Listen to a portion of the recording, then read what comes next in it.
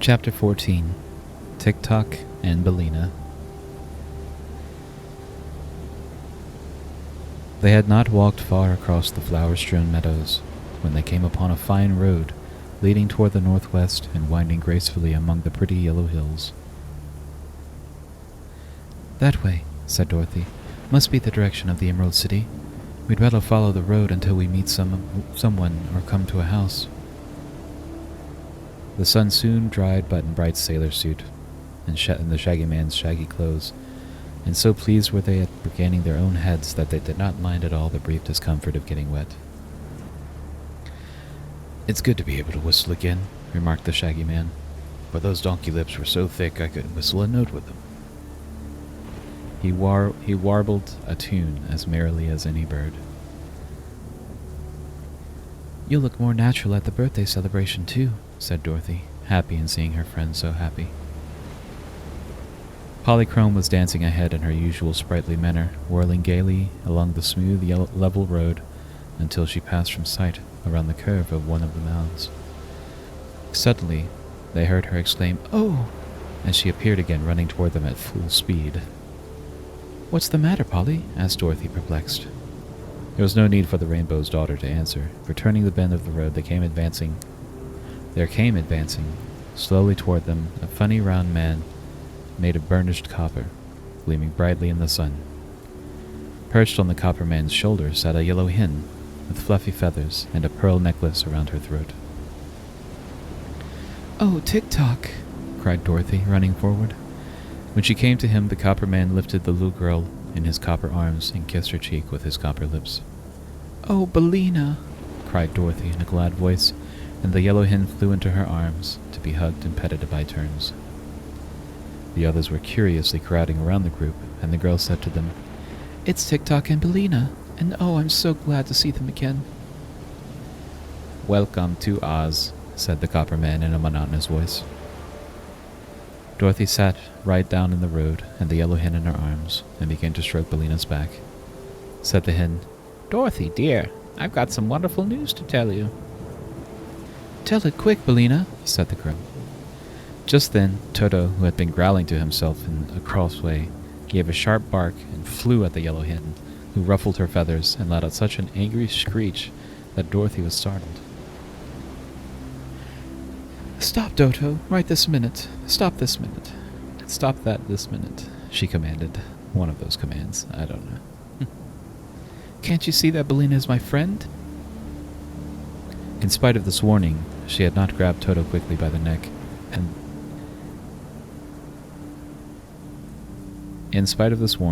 had she not grabbed Toto quickly by the neck, the little dog would have done the yellow hen a mischief, and even now, he struggled madly to escape Dorothy's grasp.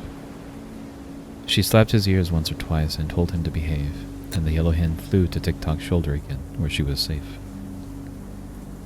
"What a brute!" croaked Billina, glaring down at the dog. "Toto isn't a brute," replied Dorothy. "But at home, Uncle Henry has to whip him sometimes for chasing the chickens. Now look here, Toto," she added, holding up her finger and speaking sternly to him. "You've got to understand that Billina is one of my dearest friends and mustn't be hurt, now or never. Now or ever." Toto wagged his tail as if he understood. "The miserable thing can't talk," said Billina with a sneer. "Yes, he can," replied Dorothy. "He talks with his tail, and I know everything he says. If you could wag your tail, Billina, you wouldn't need words to talk with." Nonsense, said Billina. "It isn't nonsense at all. Just now Toto says he's sorry, and that he'll try to love you for my sake. Don't you, Toto?" "Bow wow," said Toto, wagging his tail again. "But I've such wonderful news for you, Dorothy," cried the yellow hen. "Wait a minute, dear," interrupted the little girl. "I've got to introduce you all first. That's manners, Billina. This," turning to her traveler companions, "is Mr. Tick-Tock, who works by machinery, 'cause his thoughts wind up, and his talk winds up, and his actions winds up, like a clock." "Do they all wind up together?" asked the Shaggy Man. "No, each one is separate. But he works just lovely, and TikTok was a good friend to me once and saved my life, and Belina's life too. Is he alive? Asked Button Bright, looking hard at the Copperman. Oh no, but his machinery makes him just as good as alive. She turned to the Copperman and said politely, Mr. TikTok, these are my new friends, the Shaggy Man, and Polly, the Rainbow's daughter, and Button Bright, and Toto. Only Toto isn't a new friend, because he's been to Oz before. The Copperman bowed low, removing his copper hat as he did so. I'm very pleased to meet Dorothy's Here he stopped short. Oh, I guess his speech needs winding, said the little girl, running behind the Copperman to get the key off the hook at his back. She wound him up at a place under his right arm, and he went on to say, Pardon me for running down. I was about to say I am pleased to meet Dorothy's friends, who must be my friends. The words were somewhat jerky, but plain to understand. And this is Bellina, continued Dorothy, introducing the yellow hen, and they all bowed to her in turn. I've such wonderful news, said the hen, turning her head so that one of the bright eyes looked full at Dorothy. What is it, dear? asked the girl. I've hatched the 10 of the loveliest chicks you ever saw. Oh, how nice. And where are they, Bellina? I left them at home, but they're beauties, I assure you, and all wonderfully clever. I've named them Dorothy. Which one? Asked the girl. All of them, replied Bellina. Oh, I love Bellina so much. That's funny. Why did you name them all with the same name? It's so hard to tell them apart, explained the hen. Now when I call Dorothy, they all come running to me in a bunch. It's much easier, after all, than having a separate name for each. I'm just dying to see him, Bellina, said Dorothy eagerly. But tell me, my friends, how did you happen to be here in the country of the Winkies, the first of all to meet us? I'll tell you, answered TikTok in his monotonous voice, all the sounds of his words being on one level. Princess Ozma saw you in her magic picture and knew you were coming here, so she sent Bellina and me to welcome you, as she could not come herself, so that physical Kimsolating Hybergable in Zibig. Good gracious, what's ever the matter now? Cried Dorothy, as the Copperman continued to babble these unmeaning words, which no one could understand at all because they had no sense. Dunno, said Button Bright, who was half scared. Polly whirled away to a distance and turned to look at the Copperman in fright. His thoughts have run down this time, remarked Bellina composedly, as she sat on TikTok's shoulder and pruned her sleek feathers. When he can't think, he can't talk properly, any more than you can. You'll have to wind up his thoughts, Dorothy, or else I'll have to finish his story myself. Dorothy ran and got the key again and wound up TikTok under his left arm, after which he could speak plainly again. Pardon me, he said, but when my thoughts run down, my speech has no meaning, for words are formed only by thought. I was about to say that Ozma sent us to welcome you and invite you to come straight to the Emerald City. She was too busy to come herself, for she is preparing for her birthday celebration, which is to be a grand affair. I've heard of it, said Dorothy, and I'm glad we've come in time to attend. Is it far from here to the Emerald City? Not very far, answered TikTok. And we have plenty of time.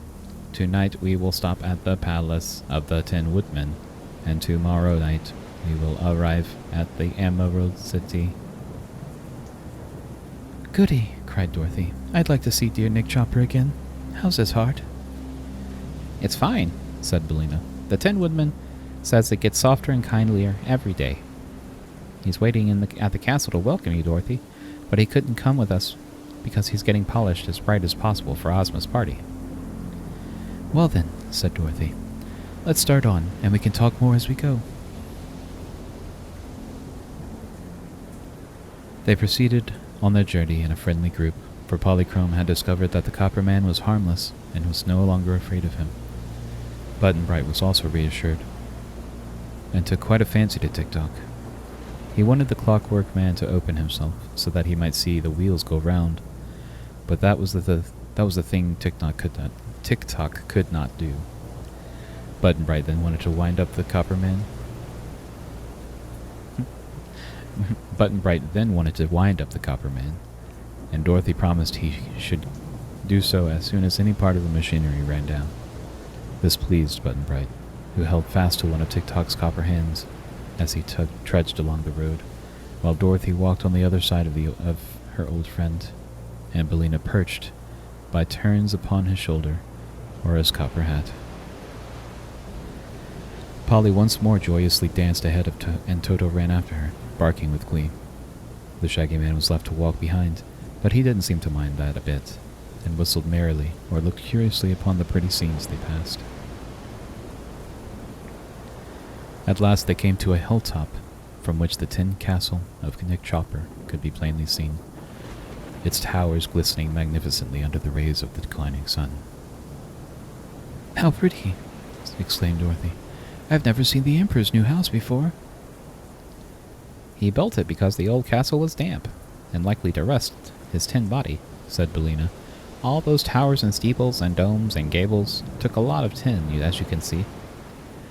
"Is it a toy?" asked Button-Bright softly. "No, dear," answered Dorothy. "It's better than that. It's the fairy dwelling of a fairy prince." Chapter 15. The Emperor's Tin Castle. The grounds around Nick Chopper's new house were laid out in pretty flower beds, with fountains of crystal water, and statues of tin representing the Emperor's personal friends. Dorothy was astonished and delighted to find a tin statue of herself standing on a tin pedestal at a bend in the avenue leading up to the entrance. It was life-size, and showed her in the sunbonnet with her basket on her arm, just as she had first appeared in the Land of Oz. "Oh, Toto, you're there too!" she exclaimed, and sure enough, there was the tin figure of Toto lying at the tin Dorothy's feet. Also, Dorothy saw figures of the Scarecrow and the Wizard, and Ozma, and many others, including Tick-Tock. They reached the grand tin entrance of the Tin Castle, and the Tin Woodman himself came running out of the door to embrace little Dorothy, and gave her a glad welcome. He welcomed her friends as well, and the Rainbow's Daughter had declared to be the loveliest vision in his tin eyes had ever beheld. He declared to be the loveliest vision his tin eyes had ever beheld. He patted Button-Bright's curly head tenderly, for he was fond of children, and turned to the Shaggy Man and shook both his hands at the same time. Nick Chopper, the Emperor of the Winkies, who was also known throughout the Land of Oz as the Tin Woodman, was certainly a remarkable person. He was neatly made, all of tin, nicely soldered at the joints, and his various limbs were cleverly hinged to his body, so that he could use them nearly as well as if they had been common flesh. Once, he told the Shaggy Man, he had been made of all flesh and bones, as other people are, and then he chopped wood in the forest to earn his living. But the axe slipped so often and cut off parts of him, which he had replaced with tin, that finally there was no flesh left, nothing but tin, so he became a real Tin Woodman. The wonderful Wizard of Oz had given him an excellent heart to replace his old one, and he didn't mind at all being tin.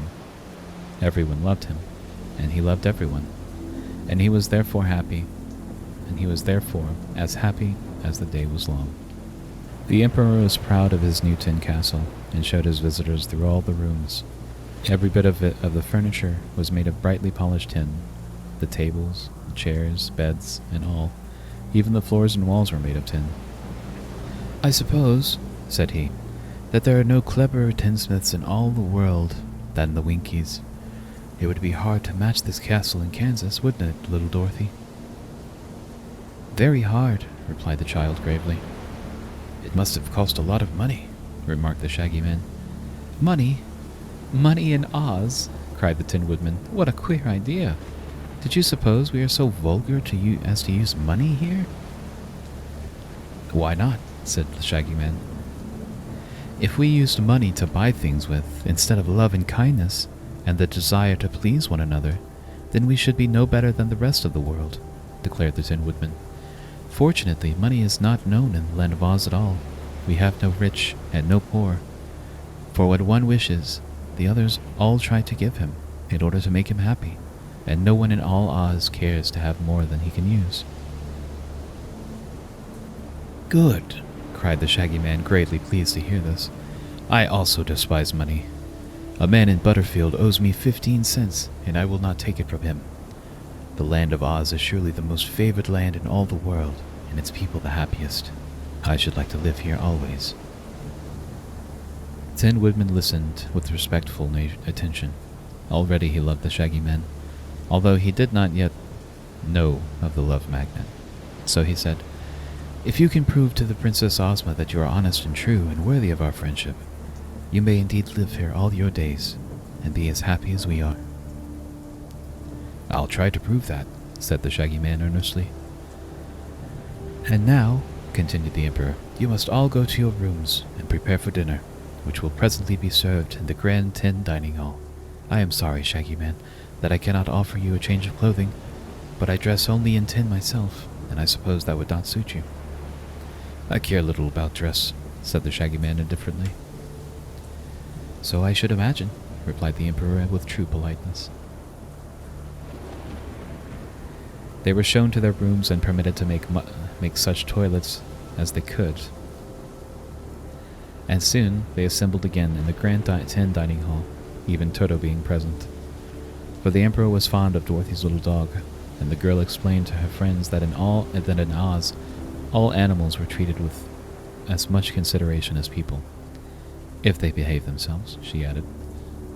Toto behaved himself, and sat in a tin-high chair beside Dorothy and ate his dinner from a tin platter. Indeed, they all ate from tin dishes, but these were pretty shapes and brightly polished. Dorothy thought they were just as good as silver.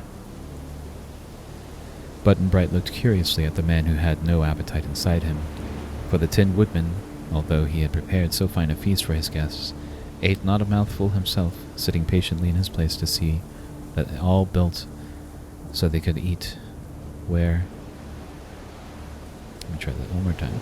That was a long sentence. That's a gigantic run-on sentence. Mr. Baum, what are you doing?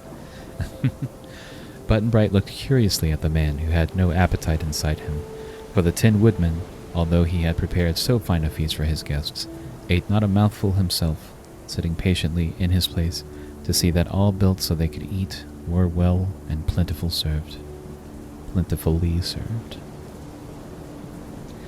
What pleased Button-Bright the most about the dinner was the tin orchestra that played sweet music while the company ate. The players were not tin, being just ordinary Winkies, but the instruments they played upon were all tin. Tin trumpets, tin fiddles, tin drums, and cymbals and flutes and horns and all. They all played so nicely the Shining Emperor Waltz, composed expressly in the honor of the Tin Woodman by Mr. H.M. Wogglebug T.E., that Polly could not resist dancing to it. After she had tasted a few dewdrops freshly gathered for her, she danced gracefully to the music while the others finished their repast. And when she twirled until her fleecy draperies of rainbow hues enveloped her like a cloud, the Tin Woodman was so delighted that he clapped his tin hands until the noise of them drowned the sounds of the cymbals. Altogether, it was a merry meal, although Polychrome ate a little and then the host nothing at all. I'm sorry the Rainbow's daughter missed her mistcakes, said the Tin Woodman to Dorothy, but by a mistake Miss Polly's mistcakes were mislaid and not missed until now. I'll try to have her some for breakfast. They spent the evening telling stories, and the next morning left the splendid tin castle and set upon the road to the Emerald City. The Tin Woodman went with them, of course, having this time been so brightly polished that he sparkled like silver. His axe, which he always carried with him, had a steel blade that was tin-plated and a handle covered with tin plate, beautifully engraved and set with diamonds. The Winkies assembled before the castle and cheered their emperor as he marched away, and it was easy to see that they all loved him dearly.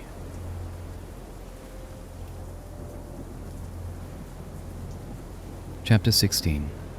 Visiting the Pumpkin Field. Dorothy let Button-Bright wind up the clockwork in the Copper Man this morning. His thinking machine first, then his speech, and finally his action. So he would doubtlessly run perfectly until they had reached the Emerald City. The Copper Man and the Tin Man were good friends, and not so much alike as you might think. For one was alive, and the other moved by means of machinery. One was tall and angular, and the other was short and round. You could love the Tin Woodman because he had a fine nature, kindly and simple.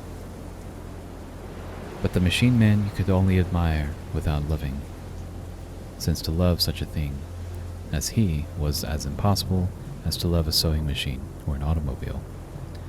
Yet Tick-Tock was popular with the people of Oz because he was so trustworthy, reliable, and true. He was sure to do exactly what he was wound up to do, at all times, and in all circumstances. Perhaps it is better to be a machine that does its duty than a flesh-and-blood person who will not, for a dead truth is better than a live falsehood. About noon the travelers reached a large field of pumpkins, a vegetable quite appropriate to the yellow country of the Winkies, and some of the pumpkins which grew there were of remarkable size. Just before they entered upon this field, they saw 3 little mounds that looked like graves, with a pretty headstone to each one of them. "What is this?" asked Dorothy in wonder. "It's Jack Pumpkinhead's private graveyard," replied the Tin Woodman. "But I thought nobody ever died in Oz," she said. "Nor do they, although if one is bad, he may be condemned and killed by the good citizens," he answered. Dorothy ran over to the little graves and read the words engraved upon the tombstones. The first one said, "Here lies the mortal part of Jack Pumpkinhead, which spoiled April 9th. She then went to the next stone, which read, "Here lies the mortal part of Jack Pumpkinhead, which spoiled October 2nd. On the third stone were the carved words, these words, "Here lies the mortal part of Jack Pumpkinhead, which spoiled January 24th. "Poor Jack," sighed Dorothy. "I'm sorry he had to die in 3 parts, for I hope to see him again." "So you shall," declared the Tin Woodman, "since he is still alive. Come with me to his house, for Jack is now a farmer and lives in this very pumpkin field." They walked over to a monstrous big, hollow pumpkin, which had a door and windows cut through the rind. There was a stovepipe running through the stem, and 6 steps had been built leading up to the front door. They walked up to this door and looked in. Seated on a bench was a man clothed in a spotted shirt, a red vest, and a faded blue trousers, whose body was merely sticks of wood, jointed clumsily together. On his neck was set a round yellow pumpkin, with a face carved on it, such as a boy often carves on a jack-lantern. The queer man was engaged in snapping slippery pumpkin seeds with his wooden fingers, trying to hit a target on the other side of the room with them. He did not know he had visitors until Dorothy exclaimed, "Why, it's Jack Pumpkinhead himself!" He turned around and saw them, and at once came forward to greet the little Kansas girl and Nick Chopper, and to be introduced to their new friends. Button-Bright was at first rather shy with the quaint Pumpkinhead, but Jack's face was so jolly and smiling, being carved that way, that the boy soon grew to like him. "I thought a while ago that you were buried in 3 parts," said Dorothy, "but now I see that you're just the same as ever." "Not the same, my dear, for my mouth is a little more one-sided than it used to be, but pretty nearly the same. I have a new head, and this is the fourth one I've owned since Ozma first made me and brought me to life by sprinkling me with the magic powder. What became of the other heads, Jack? They spoiled and I buried them, for they were not even fit for pies. Each time Ozma has carved me a new head just like the old one, and as my body is far the largest part of me, I am still Jack Pumpkinhead, no matter how often I change my upper end. Once we had a dreadful time to find another pumpkin, as they were out of season, and so I obliged to wear my old head a little longer than was strictly healthy. But after this sad experience, I resolved to raise pumpkins myself, so as never to be caught again without one handy. And now I have this big, fine field as that you see before you. Some grow pretty big, too big to be used as heads, so I dug out this one and used it for a house. Isn't it damp? Asked Dorothy. Not very. There isn't much left of the shell, you see, and it will last a long time yet. I think you're all brighter than you used to be, Jack, said the Tin Woodman. Your last head was a stupid one. The seeds in this one are better, was the reply.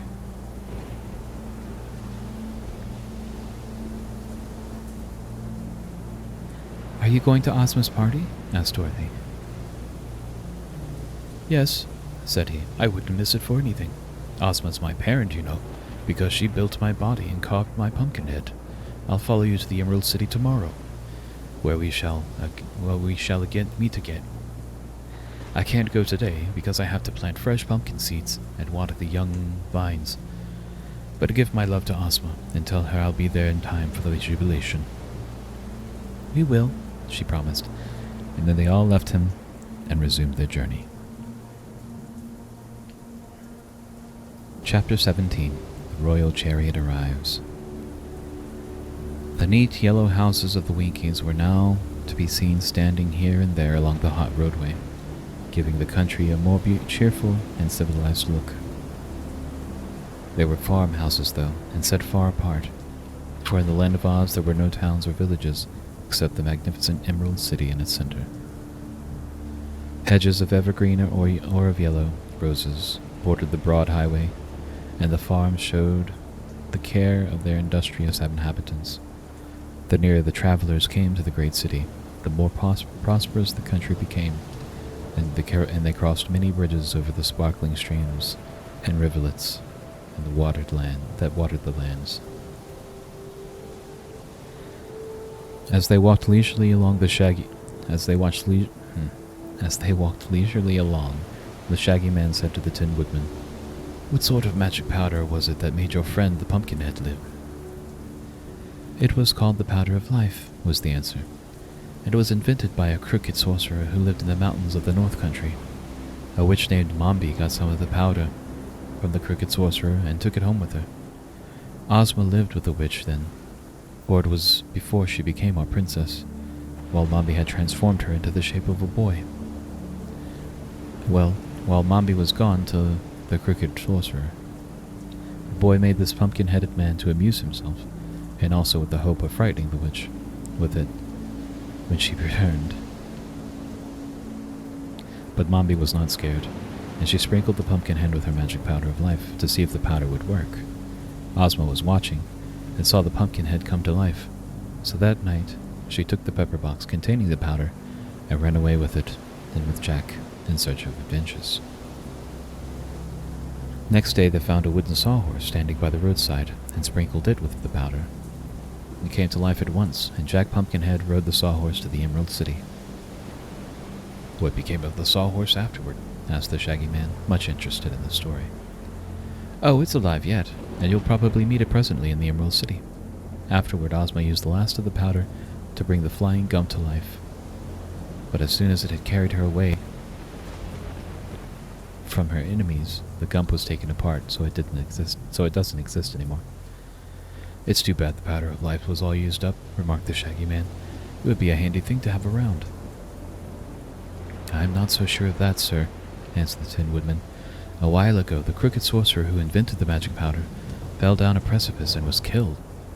All his possessions went to a relative, an old woman named Dinah, who lives in the Emerald City. She went to the mountains where the sorcerer had lived and brought away everything she thought of value. Among them was a small bottle of the powder of life, but of course Dinah didn't know that it was a magic powder at all. It happened she had once had a big blue bear for a pet, but the bear choked to death on a fishbone one day, and she loved it so dearly that Dinah made a rug of its skin, leaving the head and 4 paws on the hide. She kept the rug on the floor of her front parlor. "I've seen rugs like that," said the Shaggy Man, nodding, "but never one made from a blue bear." "Well," continued the Tin Woodman, "the old woman had an idea that the powder in the bottle must be moth powder, because it smelled something like moth powder. So one day she sprinkled it on her bear rug to keep the moths out of it. She said, looking levelly at the skin, 'I wish my dear bear were alive again.' To her horror, the bear rug at once came to life, having been sprinkled with the magic powder, and now this live bear rug is a great trial to her and makes her a lot of trouble." "Why?" asked the Shaggy Man. "Well, it stands up on its 4 feet and walks all around and gets in the way, and she spoils it for a rug. And that spoils it for a rug. It can't speak, although it is alive, for while its head might say words, it has no breath and a solid body to push the words out of its mouth. It's a very slimpsy affair altogether. The bear rug, and the old woman is sorry it came to life. Every day she has to scold it and make it lie down flat on the parlor floor and be walked upon. But sometimes, when she goes out to market, the rug will hump up its back skin and stand on its 4 feet to trot after her." "I should think Dina would like that," said Dorothy. "Well, she doesn't, because everyone knows that it isn't a real bear, but just a hollow skin, and so of no actual use in the world except for a rug," answered the Tin Woodman. "Therefore I believe it is a good thing that all the magic powder of life is now used up, as it cannot cause any more trouble." "Perhaps you're right," said the Shaggy Man thoughtfully.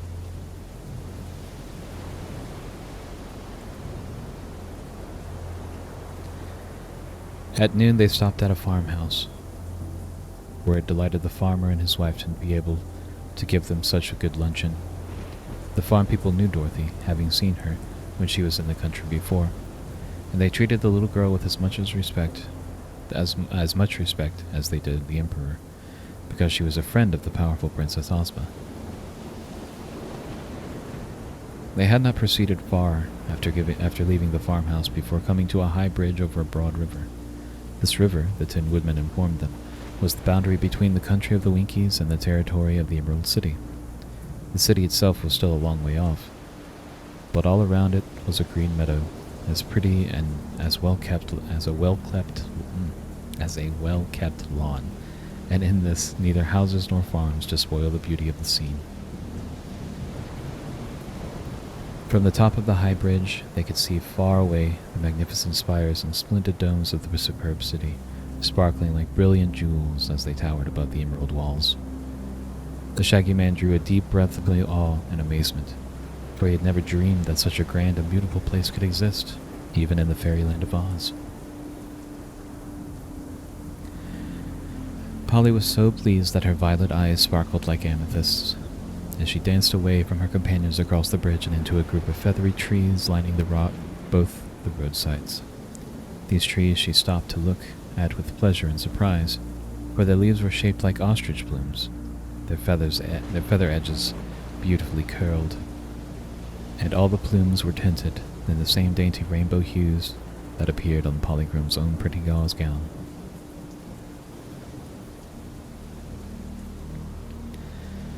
"Father ought to see these trees," she murmured. "They are almost as lovely as his own rainbows." Then she gave a start of terror, for beneath the trees came stalking 2 great beasts, either one big enough to crush the little daughter of the rainbow with one blow of his paw, or to eat her up with one snap of his enormous jaws.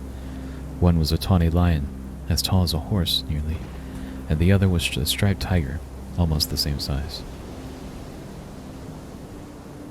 Polly was too frightened to scream or to stir, so she stood still, with a wildly beating heart until Dorothy pushed past her, and with a glad cry threw her arms around the huge lion's neck, hugging and kissing the beast with evident joy.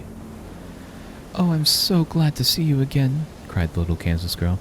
"And the hungry tiger, too. How fine you're both looking. Are you well and happy?" "We certainly are, Dorothy," answered the lion in a deep voice that sounded pleasant and kind. "And we are greatly pleased that you have come to Ozma's party. It's going to be a grand affair, I promise you." "There have been lots of fat babies at the celebration, I hear," remarked the hungry lion, yawning so that his mouth opened dreadfully wide and showed all his big, sharp teeth. "But of course, I can't eat any of them." "Is your conscience still in good order?" asked Dorothy anxiously. "Yes, it rules me like a tyrant," answered the tiger sorrowfully. "I can imagine nothing more unpleasant than to own a conscience." And he winked slyly at his friend, the lion. "You're fooling me," said Dorothy with a laugh. "I don't believe you'd eat a baby if you lost your conscience. Come here, Polly," she called, "and be introduced to my friends." Polly advanced rather shyly. "You have some queer friends, Dorothy," she said.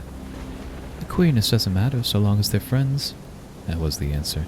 "This is the Cowardly Lion, who isn't a coward at all, but just thinks he is. The wizard gave him some courage once, and he has part of it left. The lion bowed with great dignity to Polly. "You are very lovely, my dear," said he. "I hope we shall be friends when we are better acquainted." "And this is the hungry tiger," continued Dorothy. "He says he longs to eat fat babies, but the truth is he is never hungry at all because he gets plenty to eat. And I don't suppose he'd hurt anybody even if he was hungry." "Hush, Dorothy," whispered the tiger. "You'll ruin my reputation if you are not more discreet. It isn't what we are, but what folks think we are, that counts in this world. And come to think of it, Miss Polly would make a fine vegetative breakfast, I'm sure." Chapter 18. The Emerald City. The others now came up, and the Tin Woodman greeted the lion and tiger cordially. Button-Bright yelled with fear when Dorothy first took his hand and led him toward the great beasts, but the girl insisted they were good and kind, and so the boy mustered up courage enough to pat their heads. After they spoke to him gently, and he had looked into their intelligent eyes, his fear vanished entirely, and he was so delighted with the animals that he wanted to keep close to them and stroke their soft fur every minute. As for the Shaggy Man, he might have been afraid if he had met them beasts alone, or in any other country, but so many were the marvels in the land of Oz that he was no longer easily surprised, and Dorothy's friendship for the lion and the tiger was enough to assure him they were safe companions. Toto barked toward the Cowardly Lion in joyous greeting, for he knew the beast of old and loved him, yet it was funny to see how gently the lion raised his huge paw to pat Toto's head. The little dog smelled the tiger's nose, and the tiger politely shook paws with him, so they were quite likely to become firm friends. Tik-Tok and Billina knew the beasts well, so merely bade them a good day, and asked after their healths and inquired about Princess Ozma. Their health. Now it was seen that the Cowardly Lion and the Hungry Tiger were drawing behind them in a splendid golden chariot, to which they were harnessed by golden cords. The body of the chariot was decorated on the outside with designs and clusters of sparkling emeralds, while inside it was lined with a green and gold satin, and the cushions of the seat were of green plush embroidered in gold with a crown underneath which was a monogram. "Why, it's Ozma's own royal chariot!" exclaimed Dorothy. "Yes," said the Cowardly Lion. "Ozma sent us to meet you here, for she is feared you would be weary with your long walk, and she wished you to enter the city in style, becoming your exalted rank." "What?" cried Polly, looking at Dorothy curiously. "Do you belong to the nobility?" "Just in Oz I do," said the child, "'cause Ozma made me princess, you know. But when I'm home in Kansas, I'm only a country girl, and have to help them while churning and wipe the dishes while Aunt Em washes them." With the churning and wipe the dishes. Do you have to help wash dishes on the rainbow, Polly?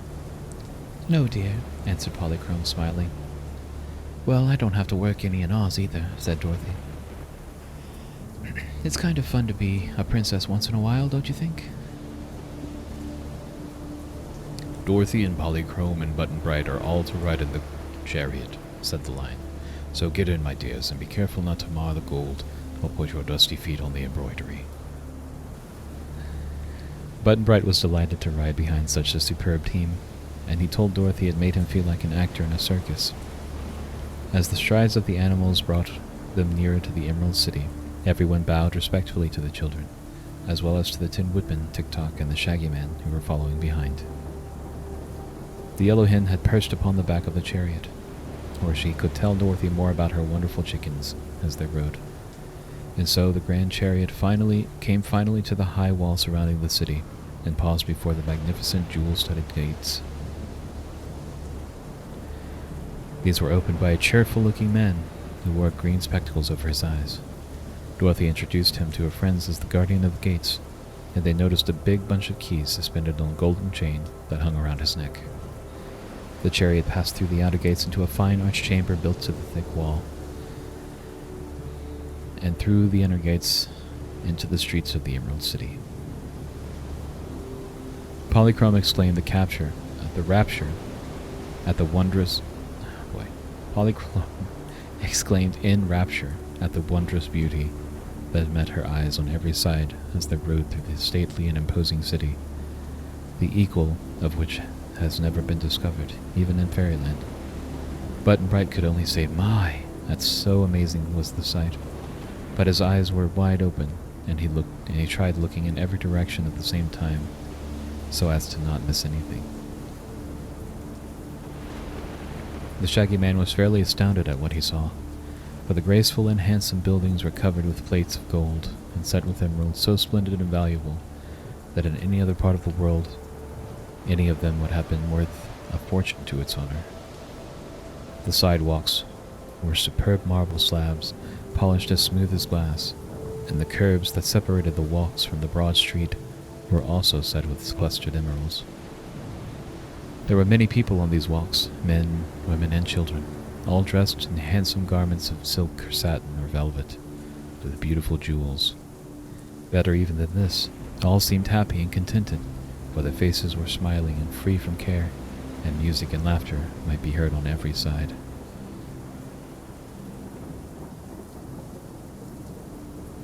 "Don't they work at all?" asked the Shaggy Man.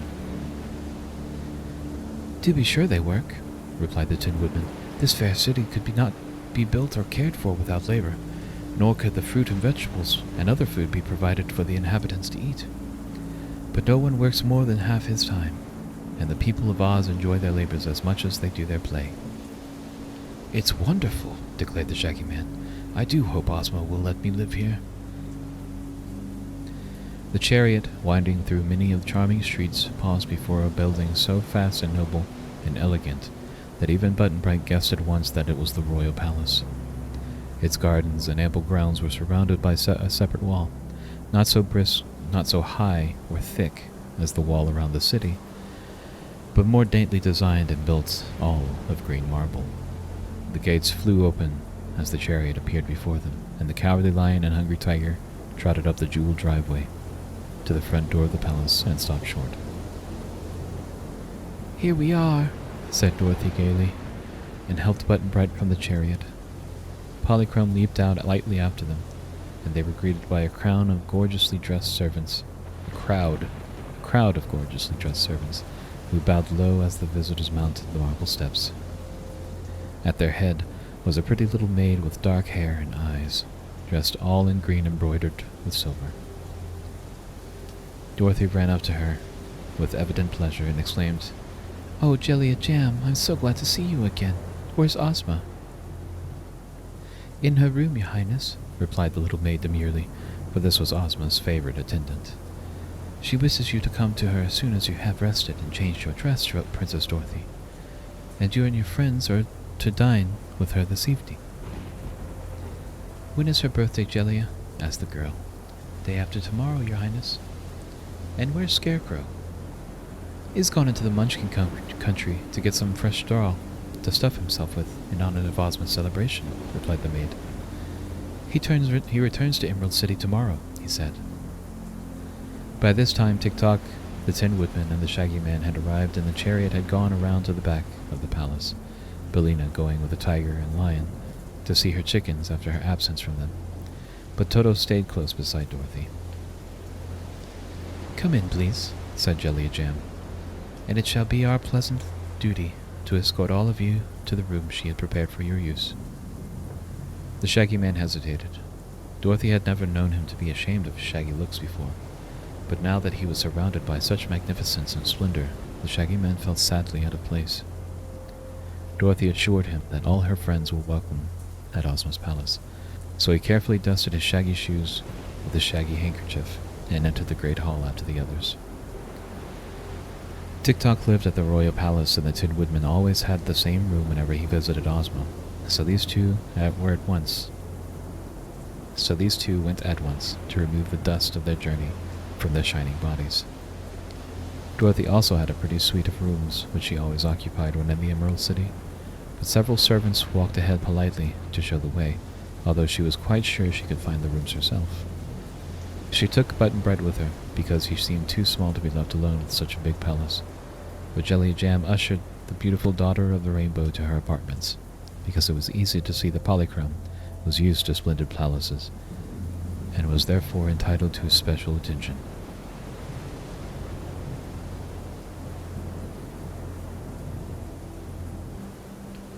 Chapter 19. The Shaggy Man's Welcome. The Shaggy Man stood in the great hall, his shaggy hat in his hands, wondering what would become of him. He had never been a guest in a fine palace before. Perhaps he had never been a guest anywhere. In the big, cold outside world, people did not invite shaggy men into their homes, and this shaggy man of ours had slept more in haylofts and stables than in comfortable rooms. When the others left the great hall, he eyed the splendidly dressed servants of the Princess Ozma as if he expected to be ordered out, but one of them bowed before him as respectfully as if he had been a prince and said, "Permit me, sir, to conduct you to your apartments." The Shaggy Man drew a long breath and took courage. "Very well," he answered. "I'm ready."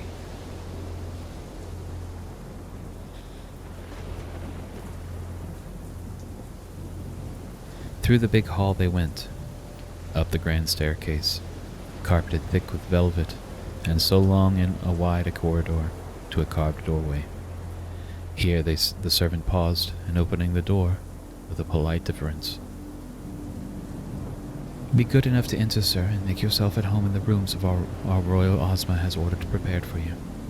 Whatever you see is for you to use and enjoy as if your own. The princess dines at 7, and I shall be here in time to lead you to the drawing room, where you will be privileged to meet her, the lovely ruler of Oz. Is there any command, in the meantime, with which you desire to honor me?" "No," said the Shaggy Man, "but I'm much obliged." He entered the room and shut the door, and for a time stood in bewilderment, admiring the grandeur before them. He had been given once one of the handsomest apartments in the most magnificent palace in the world, and you cannot wonder that his good fortune astonished and awed him until he grew used to his surroundings. The furniture was upholstered with gold in cloth of gold, with a royal crown embroidered upon it in scarlet. The rug upon the marble floor was so thick and soft that he could not hear the sound of his own footsteps, and upon the walls were splendid tapestries woven with the scenes from the land of Oz. Books and ornaments were scattered about in profusion, and the Shaggy Man thought he had never seen so many pretty things in one place before. In one corner played a tinkling fountain of perfumed water, and at another was a table bearing a golden tray loaded with freshly gathered fruit, including several of the red-cheeked apples that the Shaggy Man loved. At the farther end of this charming room was an open doorway, and he crossed over to find himself in a bedroom containing more comforts than the Shaggy Man had ever before imagined. The bedstead was of gold and set with many brilliant diamonds, and the coverlet had designs of pearls and rubies sewed upon it.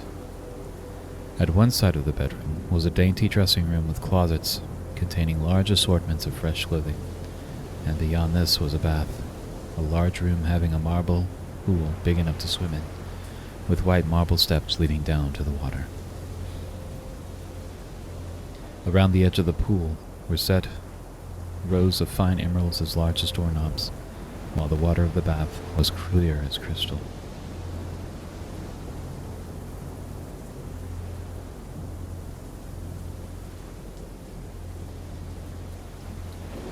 For a time, the Shaggy Man gazed upon all this luxury with a silent amazement.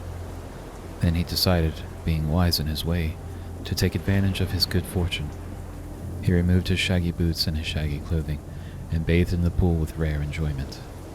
After he had dried himself with a soft towel, he went into the dressing room and took fresh linens from the drawers and put it on, finding that everything fitted him exactly. He examined the contents of the closets and selected an elegant suit of clothing. Strangely enough, everything about it was shaggy, although so new and beautiful, and he sighed with contentment and to realize that he could now be finely dressed and still be the Shaggy Man.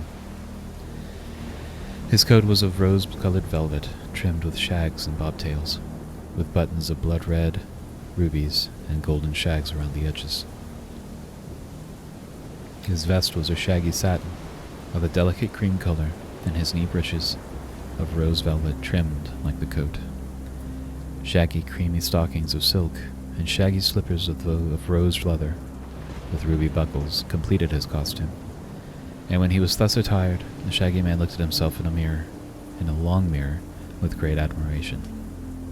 On the table, he found a mother-of-pearl chest decorated with delicate silver vines, and flowers of clustered rubies, and on the cover was a silver plate engraved with these words: "The Shaggy Man, his box of ornaments."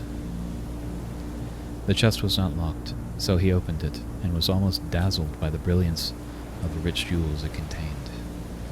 After admiring the pretty things, he took out a fine golden watch with a big chain, several handsome finger rings, and an ornament of rubies to pin upon the breast of his shaggy shirt bosom. Having carefully brushed his hair and whiskers all the wrong way to make them look as shaggy as possible, the Shaggy Man breathed a deep sigh of joy and decided he was ready to meet the royal princess as soon as she had sent for him. While he waited, he returned to the beautiful sitting room and ate several of the red-cheeked apples to pass away the time. Meanwhile, Dorothy had dressed herself in a pretty gown of soft gray embroidered with silver, and put a blue and gold suit of satin upon little Button-Bright, who looked as sweet as a cherub in it. Followed by the boy and Toto, the dog with a new green ribbon around his neck, she hastened down to the splendid drawing-room of the palace, where, seated upon the exquisite throne of carved malachite, and nestled among its green satin cushions, was the lovely Princess Ozma, waiting eagerly to welcome her friend.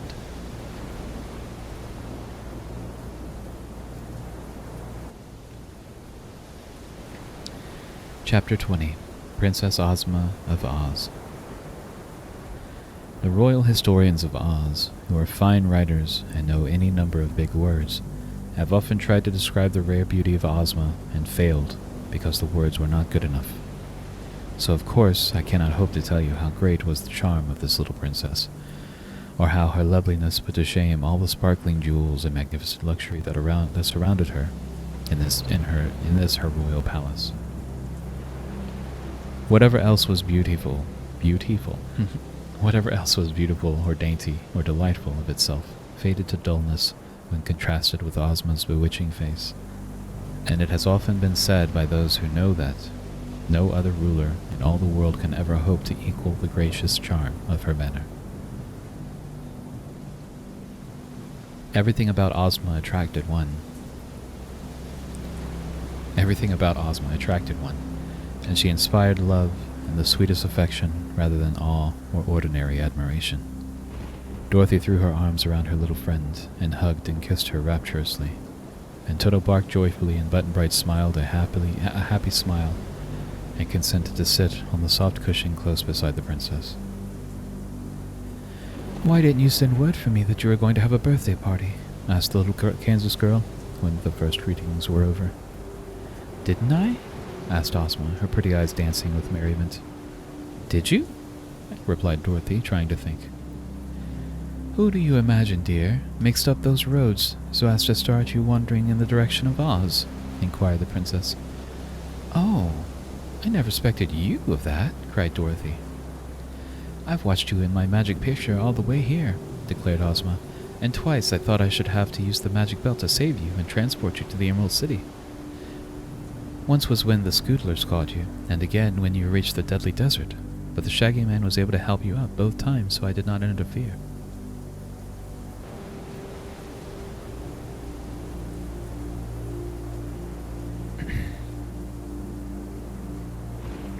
"Do you know who Button-Bright is?" asked Dorothy. "No, I never saw him until you found him on the road, and then only in my magic picture." "And did you send Polly to us?" "No, dear. The Rainbow's Daughter slid from her father's pretty arch just in time to meet you." "Well," said Dorothy, "I promised King Dox of Foxville and King Kickaberry from Duncanton that I'd ask you to invite them to your party." "I've already done that," returned Ozma, "because I thought it would please you to favor them." "Did you invite the musicer?" asked Button-Bright. "No, because he would be too noisy and might interfere with the comfort of others. When music is not very good, as in indulged in all the time, it is better that the performer should be alone," said the princess. "I liked the musicer's music," declared the boy gravely. "But I don't," said Dorothy. "Well, there will be plenty of music at my celebration," promised Ozma, "so I have an idea Button-Bright won't miss the musicer at all." Just then Polychrome danced in, and Ozma rose to greet the Rainbow's Daughter in her sweetest and most cordial manner. Dorothy thought she had never seen the two prettier creatures together than these lovely maidens, but Polly knew at once her own dainty beauty could not match that of Ozma, yet was not a bit jealous because this was so. The Wizard of Oz was announced, and a dried-up little old man clothed all in black entered the drawing room. His face was cheery, and his eyes twinkling with humor, so Polly and Button-Bright were not at all afraid of the wonderful personage, whose fame as a humbug magician had spread throughout the world. After greeting Dorothy with much affection, he stood modestly behind Ozma's throne and listened to the lively prattle of the young people.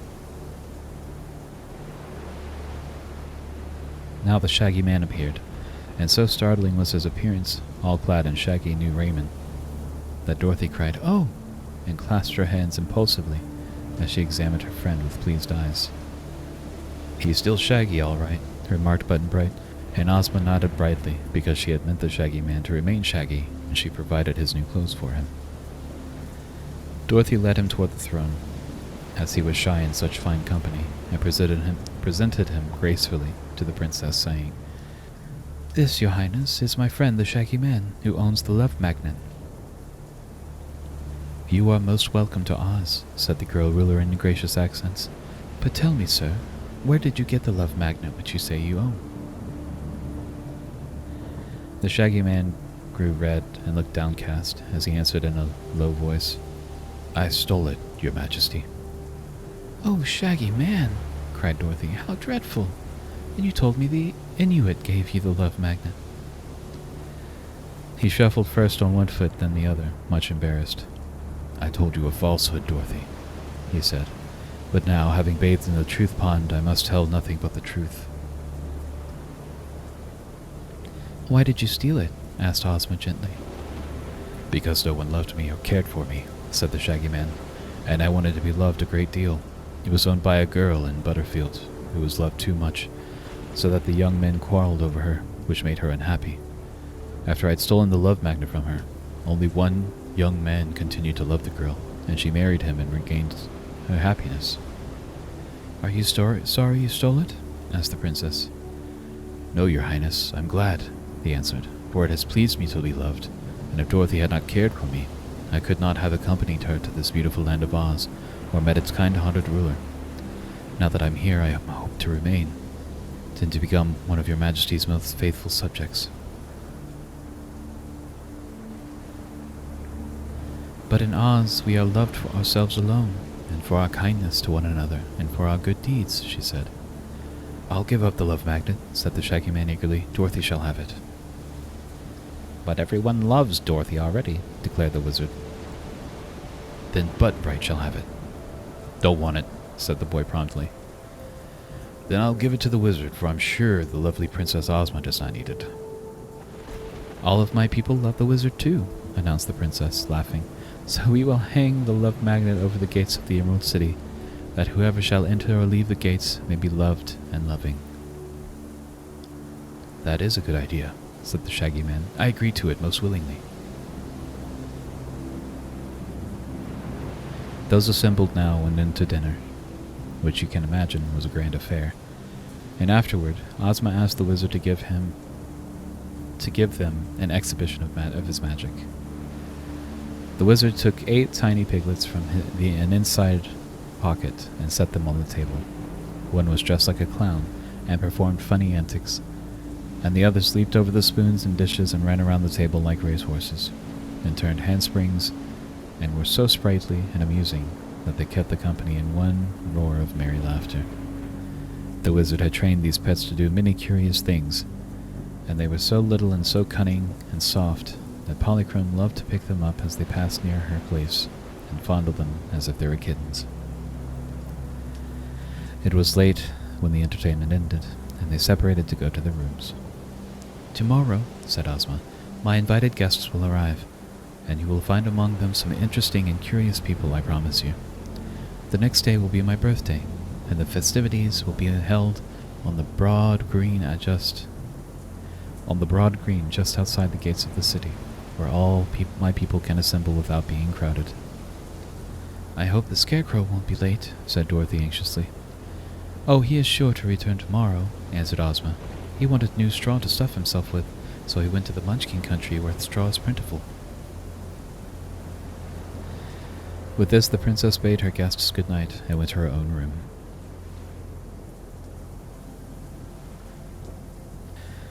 Chapter 21. Dorothy receives the guests. Next morning, Dorothy's breakfast was served in her own pretty sitting room, and she sent to invite Polly and the Shaggy Man to join her and Button-Bright at the meal. They came gladly, and Toto also had breakfast with them, so that the little party that had traveled together to Oz was once more reunited.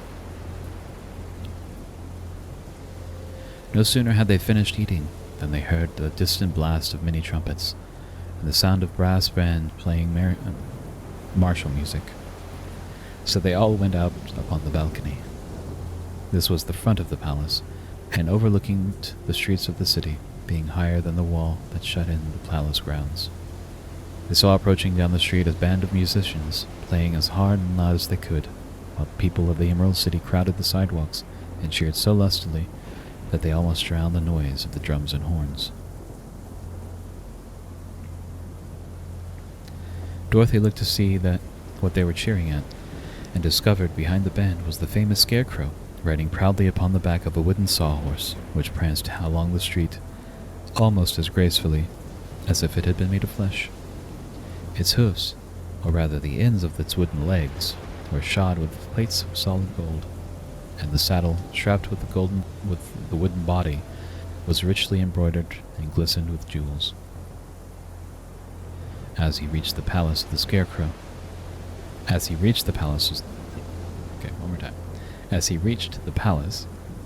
looked up and saw Dorothy, and at once waved his peaked hat at her in greeting. He rode up to the front door and dismounted, and the band stopped playing and went away, and the crowds of people returned to their dwellings. By the time Dorothy and her friends had re-entered the room, the Scarecrow was there, and he gave the girl a hearty embrace and shook the hands of the others with his own squashy hands, which were white gloves filled with straw. The Shaggy Man, Button-Bright, and Polychrome stared hard at the celebrated person, who was acknowledged to be the most popular and most beloved man in the land of Oz. "Why, your face has been newly painted," exclaimed Dorothy when the first greetings were over. "I had it touched up a bit by the Munchkin farmer who first made me," answered the Scarecrow pleasantly. "My complexion had become a bit gray and faded, you know, and the paint had peeled off one end of my mouth, so I couldn't quite talk straight. Now I feel like myself again, and I may say, without immodesty, that my body is stuffed with the loveliest oat straw in all Oz." He pushed against his chest. "Hear me crunkle?" he asked. "Crunkle with me, sweetie pie." "Yes," said Dorothy. "You sound fine." Button-Bright was wonderfully attracted to the straw man, and so was Polly. The Shaggy Man treated him with great respect, because he was so queerly made. Jelly Jam now came to say that Ozma wanted Princess Dorothy, Jelly Jam now came to say that Ozma wanted Princess Dorothy to receive the invited guests in the throne room as they arrived. The ruler was herself busy ordering the preparations for the morrow's festives, so she wished her friend to act in her place. Dorothy willingly agreed, being the only other princess in the Emerald City. So she went to the great throne room and sat in Ozma's seat, placing Polly on the side of her and Button-Bright on the other. The Scarecrow stood at the left of the throne, and the Tin Woodman at the right, while the Wonderful Wizard and the Shaggy Man stood behind. The Cowardly Lion and the Hungry Tiger came in, with bright new bows of ribbon on their collars and tails. After greeting Dorothy affectionately, the huge beasts lay down at the foot of the throne. While they waited, the Scarecrow, who was near the little boy, asked, "Why are you called Button-Bright?" "Don't know," was the answer. "Oh, yes you do, dear," said Dorothy. "Tell the Scarecrow how you got your name." "Papa always said I was bright as a button, so Mama called me Button-Bright," announced the boy. "Where's your Mama?" asked the Scarecrow. "Don't know," said Button-Bright. "Where's your home?" asked the Scarecrow. "Don't know," said Button-Bright. "Don't you want to find your Mama again?" asked the Scarecrow. "Don't know," said Button-Bright calmly. The Scarecrow looked thoughtful. "Your papa may have been right," he observed, "but there are many kinds of buttons, you see. There are silver and gold buttons, which are highly polished and glitter brightly. There are pearl and rubber buttons, and other kinds, with surfaces more or less bright. There is still another sort of button which is covered with a dull cloth, and that must be the sort your papa meant when he said you were bright as a button. Don't you think so?" "Don't know," said Button-Bright.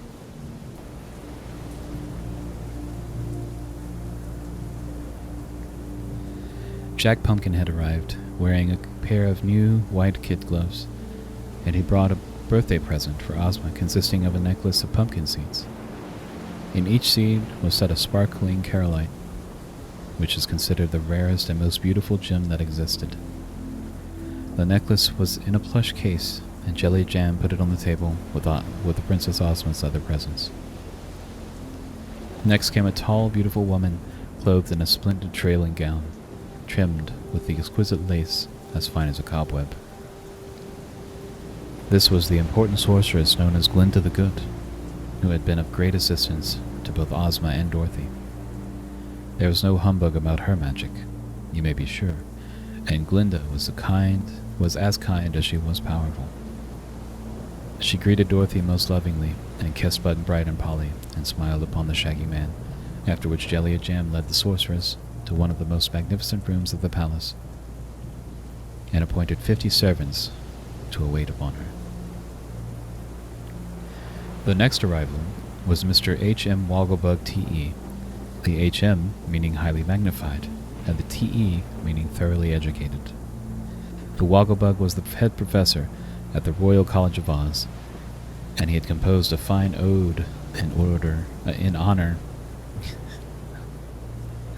and he had composed a fine ode in honor of Ozma's birthday. This he wanted to read to them, but the Scarecrow wouldn't let him. Soon they heard a clerking sound, and a chorus of cheep cheep, and a servant threw open the door to allow Bellina and her 10 fluffy chicks to enter the throne room. As the yellow hen marched proudly at the head of her family, Dorothy cried, "Oh, you lovely things," and ran down from her seat to pet the little yellow downy balls. Bellina wore a pearl necklace, and around the neck of each chicken was a tiny gold chain holding a locket with the letter D engraved upon the outside. "Open the lockets, Dorothy," said Bellina. The girl obeyed and found a picture of herself in each locket. "They were named after you, my dear," continued the yellow hen, "so I wanted all my chickens to wear your picture. Cluck, cluck, come here, Dorothy, this minute," she cried, for the chickens were scattered and wandering all around the big room. They obeyed the call at once and came running as fast as they could, fluttering their little fluffy wings in a laughable way. It was lucky that Bellina gathered the little ones under her soft breast. Just then, for Tick-Tock came in and tramped up to the throne on his flat copper feet. "I am all wound up and working finely," said the clockwork man to Dorothy. "I can hear him tick," declared Button-Bright. You are quite the polished gentleman," said the Tin Woodman. "Stand up here beside the Shaggy Man, Tick-Tock, and help receive the company." Dorothy placed the soft cushions in a corner for Bellina and her chicks, and had just returned to the throne and seated herself when the playing of the royal band outside the palace announced the approach of distinguished guests. And my, how they did stare when the High Chamberlain threw open the doors and the visitors entered the throne room. First walked a gingerbread man, neatly formed and baked to a lovely brown tint. He wore a silk hat and carried a candy cane, prettily striped with red and yellow. His shirt front and cuffs were white frosting, and the buttons on his coat were licorice drops. Behind the gingerbread man came a child with flaxen hair and merry blue eyes, dressed in white pajamas, with sandals on the soles of its pretty bare feet. The child looked around smiling and thrust his hands into the pockets of his pajamas. Close after it came a big rubber bear, walking erect on its hind feet. The bear had twinkling black eyes, and its body looked as if it had been pumped full of air. Following these curious visitors were 2 tall, thin men and 2 short, fat men, all 4 dressed in gorgeous uniforms.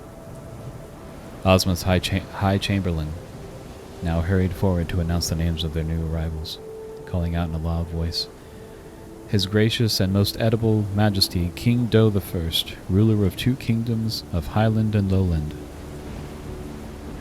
Also the head bullywag of His Majesty, known as Chick the Cherub, and their faithful friend Para Bruin, the rubber bear."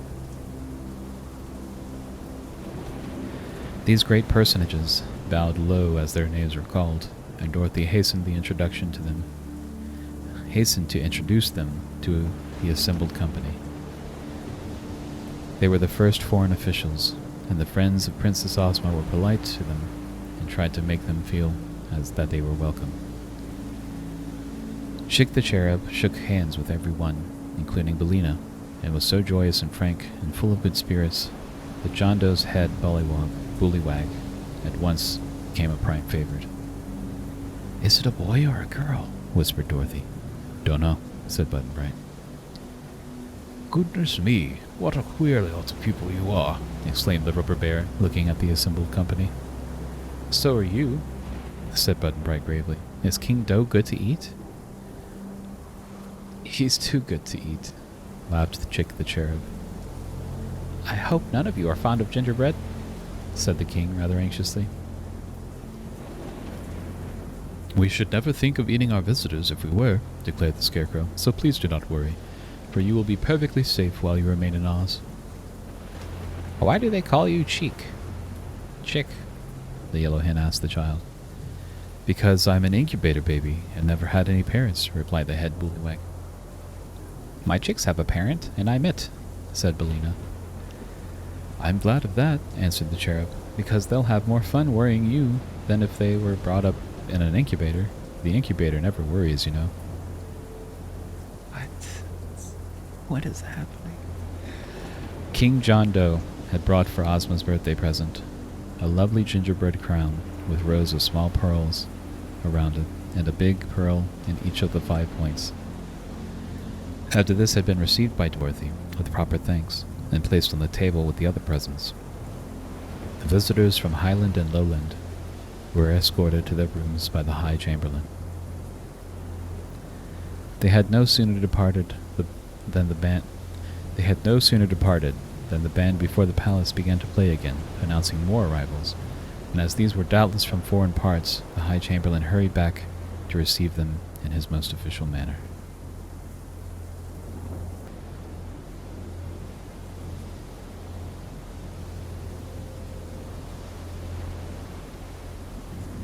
Chapter 22. Important Arrivals. First entered a band of Ryls from the Happy Valley, all merry little sprites like fairy elves.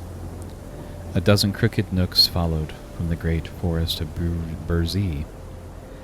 They had long whiskers and pointed caps and curling toes, yet were no taller than Button-Bright's shoulder.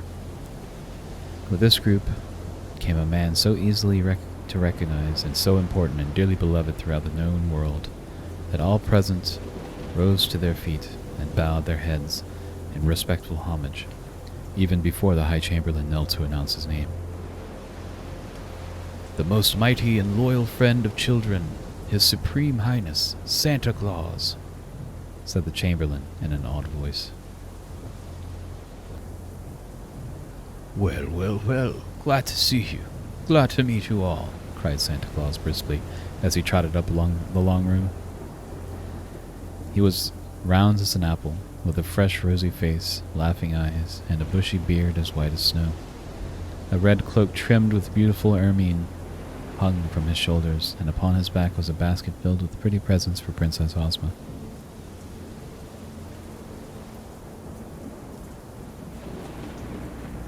Hello, Dorothy. Still having adventures? He asked in his jolly way, as he took the girl's hand in both his own. How did you know my name, Santa? She replied, feeling more than shy in the presence of this immortal saint that she had ever been in her young life. Why, don't I see you every Christmas Eve when you are asleep? He rejoined, pinching her blushing cheeks. Oh, do you? And here's Button-Bright, I declare, cried Santa Claus, holding up the boy to kiss him. What a long way from home you are, dear me. Do you know Button-Bright too? Questioned Dorothy eagerly. Indeed I do. I visited his home several Christmas Eves. And do you know his father? Asked the girl. Certainly, my dear. Who else do you suppose brings him his Christmas neckties and stockings? With a sly wink to the wizard. Then do you know where does he live? We're just crazy to know, 'cause Button-Bright's lost, she said. Santa laughed and laid his finger aside of his nose, as if thinking what to reply.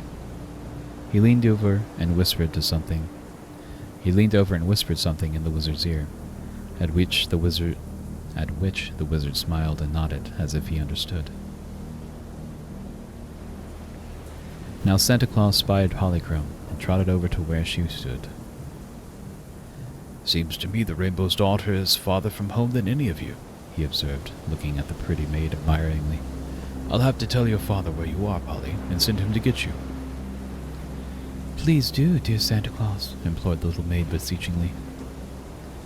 But just now, we must all have a jolly good time at Ozma's party, said the old gentleman, turning to put his presents on the table with the others already there. It isn't often I find time to leave my castle, you know. but Ozma invited me, and I just couldn't help but coming to celebrate the happy occasion. I'm so glad, exclaimed Dorothy. These are my Ryles, pointing to the little sprite squatting around him. Their business is to paint and color the flowers when they bud and bloom. But I brought the merry fellows along to see Oz, and they've left their paint pots behind them. Also, I brought these crooked Nooks, whom I love. My dears, the Nooks are much nicer than they look, for their duty is to water and care for the young trees of the forest, and they do their work faithfully and well. It's hard work, though, and it makes my Nooks crooked and gnarled, like the trees themselves, but their hearts are big and kind, and are the hearts of all who do good in our beautiful world.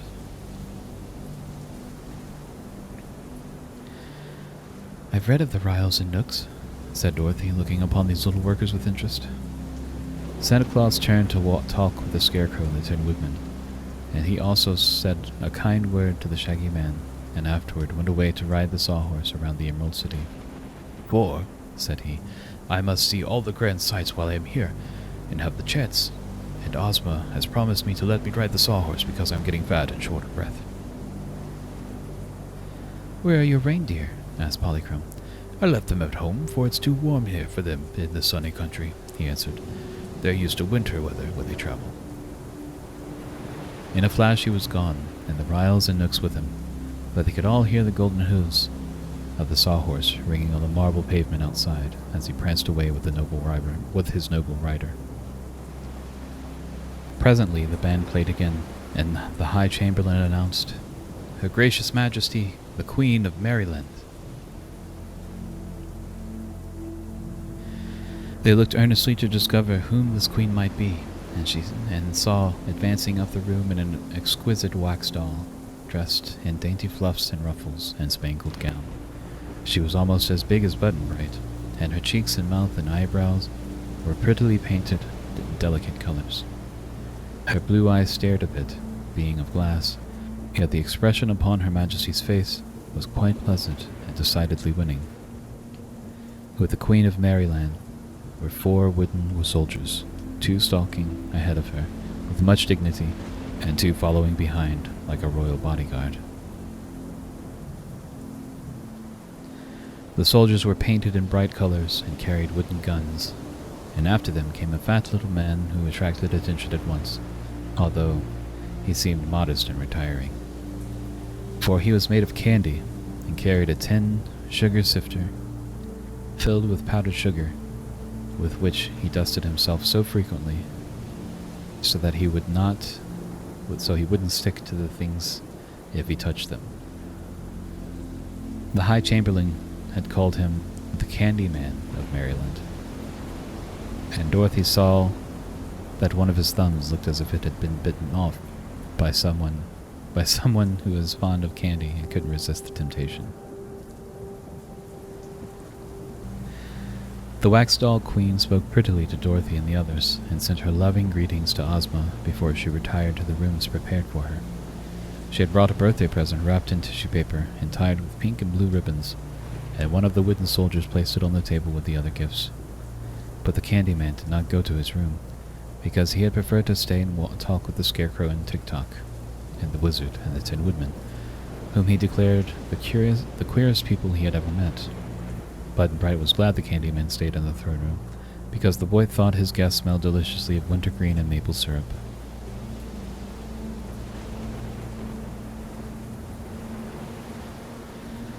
The braided man now entered the room, having been fortunate enough to receive an invitation to Princess Ozma's party. He was from a cave halfway between the invisible valley and the country of the gargoyles, and his hair and whiskers were so long that he was obliged to plait them into many braids that hung to his feet, and every braid was tied down with a bow of colored ribbon. I brought Princess Ozma a box of flutters for her birthday, said the braided man earnestly, and I hope she will like them, for they are the finest quality I've ever made. I'm sure she will be greatly pleased, said Dorothy, who remembered the braided man well. And the wizard introduced the guest to the rest of the company and made him sit down in a chair and keep quiet, or, if he allowed, he would talk continually about his flutters.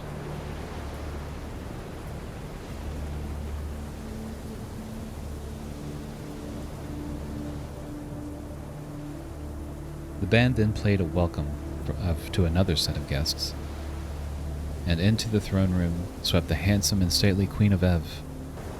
Beside her was young King Evardo, and following them came the entire royal family of 5 princesses and 4 princes of Ev. The kingdom of Ev lay just across the deadly desert to the north of Oz, and once Ozma and her people had rescued the Queen of Ev and her 10 children from the Gnome King who had enslaved them.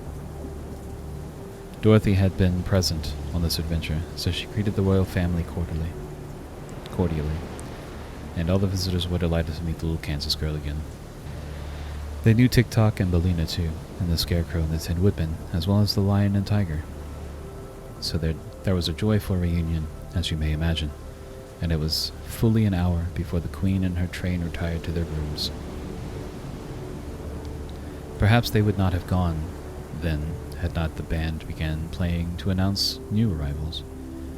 But before they left the great throne room, King Evardo added to Ozma's birthday presents a diadem of diamonds set in radium.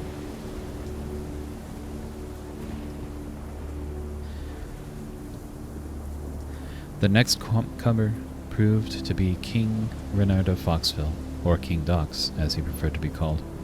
He was magnificently dressed in a new feather costume, and wore white kid mittens over his paws and flour in his buttonhole, and had his hair parted in the middle. King Dox thanked Dorothy fervently for getting him the invitation to come to Oz, which he all his life longed to visit. He strutted around rather absurdly as he was introduced to all the famous people assembled in the throne room. But when he learned that Dorothy was a princess of Oz, the Fox King insisted on kneeling at her feet, and afterward retired backward, a dangerous thing to do, as he might have stubbed his paw and tumbled over.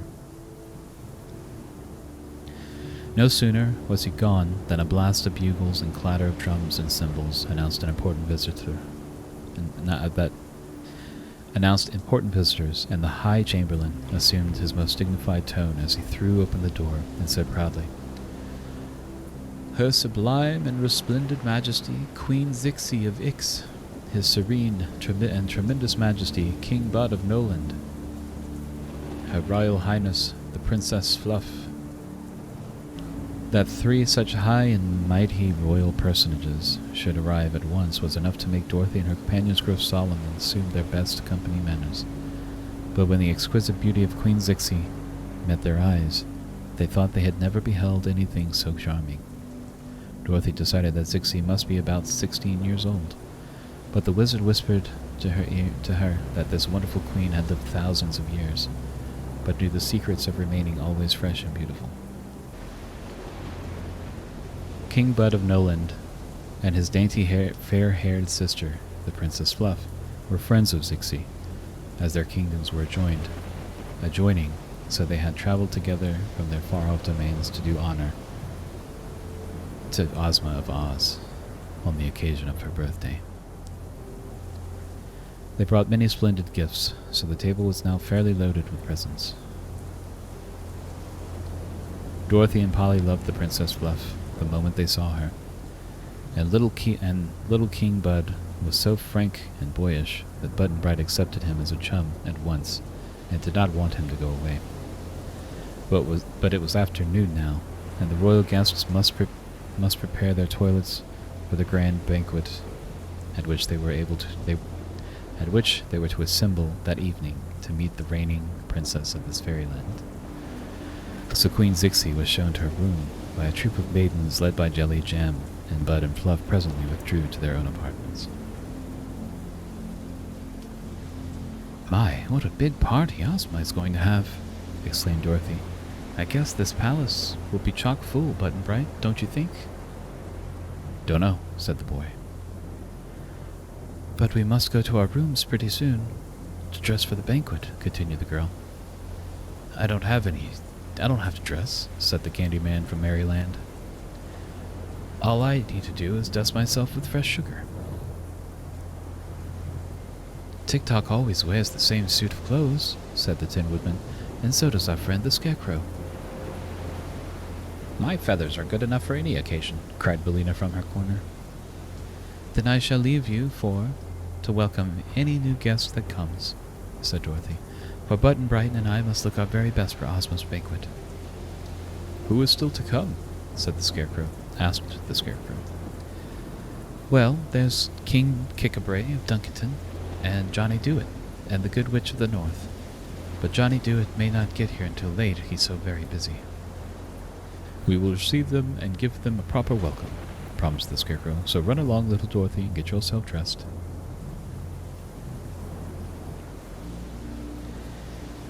Chapter 23. The Great Banquet. I wish I could tell you how fine the company was that assembled that evening at Ozma's royal banquet. A long table was spread in the center of the great dining hall of the palace, and the splendor of the decorations and the blaze of lights and jewels was acknowledged to be the most magnificent sight that any of the guests had ever seen. The jolliest person present, as well as the most important, was of course old Santa Claus. So he was given the seat of honor at one end of the table, while at the other sat Princess Ozma, the hostess. John Doe, Queen Zixi, King Bud, the Queen of Ev, and her son Evardo, and the Queen of Merryland had golden thrones to sit in, while the others were supplied with beautiful chairs. At the upper end of the banquet room was a separate table provided for the animals. Toto sat at one end of this table with a bib tied around his neck and a silver platter to eat from. At the other end was placed a small stand with a low rail around the edge of it for Billina and her chicks. The rail kept the 10 little Dorothys from falling off the stand, while the yellow hen could easily reach over and take her food from her tray upon the table. At other places sat the Hungry Tiger, the Cowardly Lion, the Sawhorse, the Rubber Bear, the Fox King, and the Donkey King. They made quite a company of animals. At the lower end of the great room was another table, at which sat the Ryls and the Newells, the Nooks, who had come with Santa Claus, the wooden soldiers who had come with the Queen of Maryland, and the Highlanders and the Lowlanders, who had come with John Doe. Here were also seated the officers of the royal palace and Ozma's army. The splendid costumes of these at the 3 tables made a glorious and glittering display that no one present was ever likely to forget. Perhaps there has never been in any part of the world at any time another assemblage of such wonderful people as that which gathered this evening to honor the birthday of the ruler of Oz. When all members of the F Company were in their places, an orchestra of 500 pieces in a balcony overlooking the banquet room began to play sweet and delightful music. Then a door draped with royal green opened, and in came the fair and girlish Princess Ozma, who now greeted her guests in person for the first time. As she stood by her throne at the head of the banquet table, every eye was turned eagerly upon the lovely princess, who was dignified as she was bewitching, and who smiled upon all her old and new friends in a way that touched their hearts and brought an answering smile to every face. Each guest had been served with a crystal goblet filled with lacasa, which is a sort of nectar famous in Oz and nicer to drink than soda water or lemonade. Santa now made a pretty speech in verse, congratulating Ozma on having a birthday, and asking everyone present to drink to the health and happiness of their dearly beloved hostess. This was done with great enthusiasm by those who were made so they could drink it all, and those who could not drink politely touched the rims of their goblets to their lips. All seated themselves at the tables, and the servants of the princess began serving the feast. I am quite sure that only in Fairyland could such a delicious repast be prepared. The dishes were of precious metals, set with brilliant jewels, and the good things to eat, which were placed upon them, were countless in number and exquisite in flavor. Several presents, such as the Candy Man, the Rubber Bear, Tick-Tock, and the Scarecrow, were not made so they could eat, and the Queen of Maryland contented herself with a small dish of sawdust. But these enjoyed the pomp and glitter of the gorgeous scene as much as did those who feasted. The Wogglebug read his Ode to Ozma, which was written in very good rhythm and was very well received by the company. The wizard added to the entertainment by making a big pie appear before Dorothy, and when the little girl cut the pie, the 9 tiny piglets leapt out and danced around the table, while the orchestra played a merry tune. This amused the company very much, but they were even more pleased when Polychrome, whose hunger had been easily satisfied, rose from the table and performed her graceful and bewildering rainbow dance for them. When it was ended, the people clapped their hands and the animals clapped their paws, while Billina cackled and the Donkey King brayed approval. Johnny Dewett was present, and of course he proved he could do wonders in the way of eating, as well as in everything else that he could undertook to do. The Tin Woodman sang a lovely song, everyone joining in the chorus, and the wooden soldiers from Maryland gave an exhibition of a lightning drill with their wooden muskets. The Ryles and Nooks danced the fairy circle, and the Rubber Bear bounced himself all around the room. There was laughter and merriment on every side, and everybody was having a royal good time. Button-Bright was so excited and interested that he paid little attention to his fine dinner, and a great deal of attention to his queer companions. And perhaps he was wise to do this, because he could eat at any other time. The feasting and merrymaking continued until late in the evening, when they separated to meet again the next morning and take part in the birthday celebration, to which this royal banquet was merely an introduction.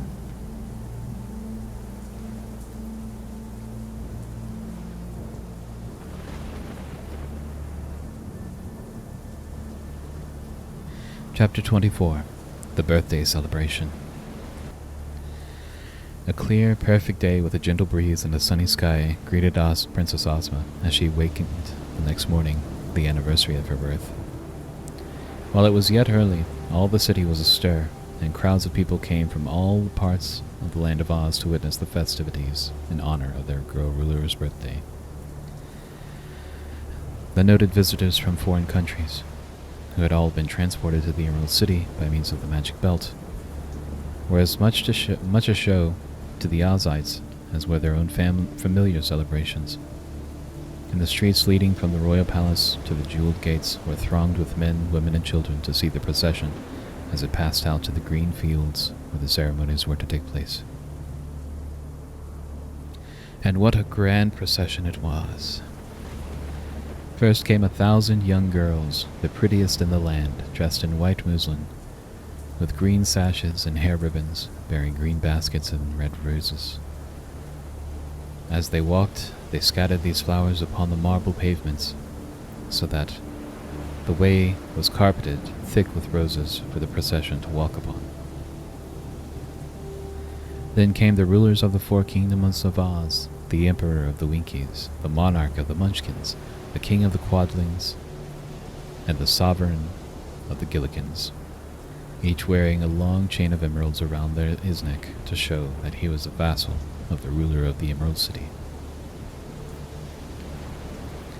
Next marched the Emerald City Coronet Band, clothed in green and gold uniforms and playing Ozma Two-Step. The Ozma Two-Step.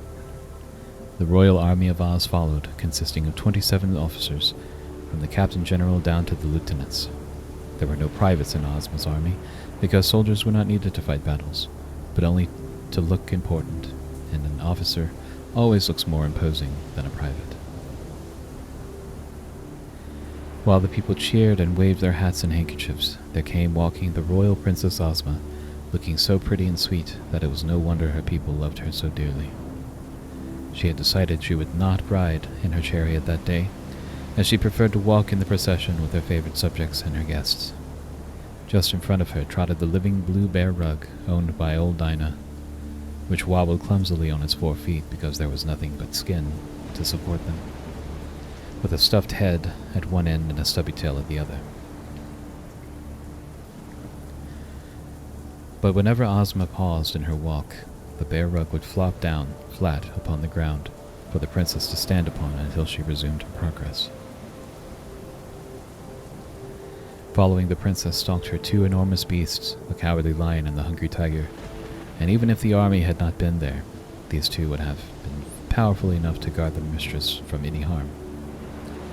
Next marched the invited guests, who were loudly cheered by the people of Oz along the road, and were therefore obliged to bow right and left almost every step of the way.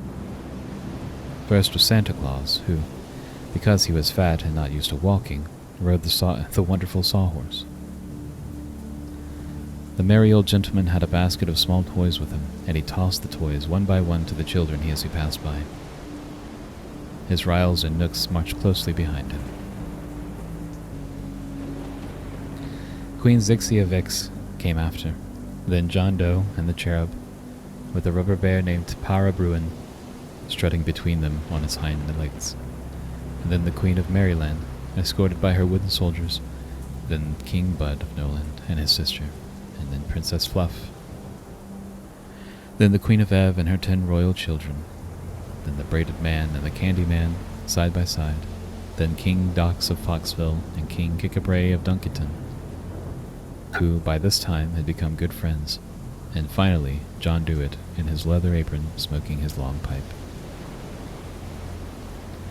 These wonderful personages were not merely heartily cheered by the people than were those who followed after them in the procession. Dorothy was a general favorite, and she walked arm in arm with the Scarecrow, who was beloved by all. Then came Polychrome and Button-Bright, and the people loved the Rainbow's pretty daughter, and the beautiful blue-eyed boy as soon as they saw them. The Shaggy Man in his shaggy new suit attracted much attention, because he was such a novelty. With regular steps tramped the Machine Man Tick-Tock, and there was more cheering when the Wizard of Oz followed in the procession. The Wogglebug and Jack Pumpkinhead were next, and behind them Glinda, the Sorceress, and the Good Witch of the North.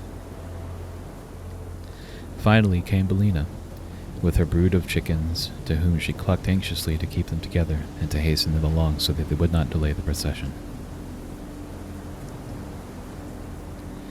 Another band followed, this time the Tin Band of the Emperor of the Winkies, playing a beautiful march called There's No Plate Like Tin.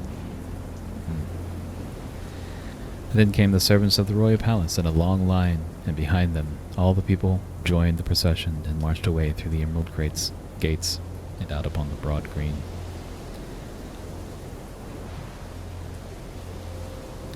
Here had been erected a splendid pavilion, with a grandstand big enough to seat all the royal party and those who had taken part in the procession. Over the pavilion, which was of green silk and cloth of gold, countless banners waved in the breeze. Just in front of this, and connected with it by a runway, had been built a broad platform, so that all the spectators could see plainly the entertainment provided for them. The wizard now became the master of ceremonies, as Ozma had placed the conduct of the performance in his hands. After the people had all congregated about the platform, and the royal party and the visitors were seated in the grandstand, the wizard skillfully performed some feats of juggling glass balls and lighted candles. He tossed a dozen or so of them high in the air, and caught them one by one as they came down, without missing any. Then he introduced the Scarecrow, who did a sword-swallowing act that roused much interest. After this, the Tin Woodman gave an exhibition of swinging the axe, which he made to whirl around him so rapidly that the eye could scarcely follow the motion of the gleaming blade. Glinda the Sorceress then stepped upon the platform, and by her magic made a big tree grow in the middle of the space, made blossoms appear upon the tree, and made the blossoms become delicious fruit called Tamornes, and so great was the quantity of the fruit produced that when the servants climbed the tree and tossed it down to the crowd, there was enough to satisfy every person present. Para Bruin, the rubber bear, climbed to a limb of the big tree, rolled himself into a ball, and dropped to the platform, whence he bounded up again to the limb. He repeated this bouncing act several times, to the great delight of all the children present. After he had finished and bowed, and returned to his seat, Glinda waved her magic wand, and the tree disappeared, but its fruit still remained to be eaten. The Good Witch of the North amused the people by transforming tin stones into tin birds, the tin birds into tin lambs, and the tin lambs into tin little girls who gave a pretty dance and were then transformed into tin stones again, just as they were in the beginning. Johnny Dewett came next on the platform with his tool chest, and in a few minutes built a great flying machine, then put his chest in the machine, and the whole thing flew away together, Johnny and all, after he had bid goodbye to those present and thanked the princess for her hospitality. The wizard then announced the last act of all, which was considered really wonderful. He had invented a machine to blow huge soap bubbles as big as balloons, and this machine was hidden under the platform, so that only the rim of the big clay pipe could produce the bubbles showed above the flooring.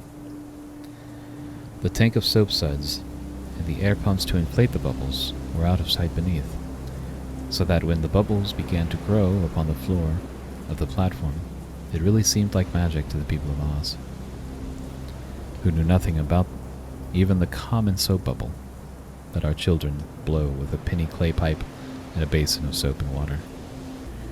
The wizard had invented another thing. Usually soap bubbles are frail and burst easily, lasting only a few moments as they float into the air.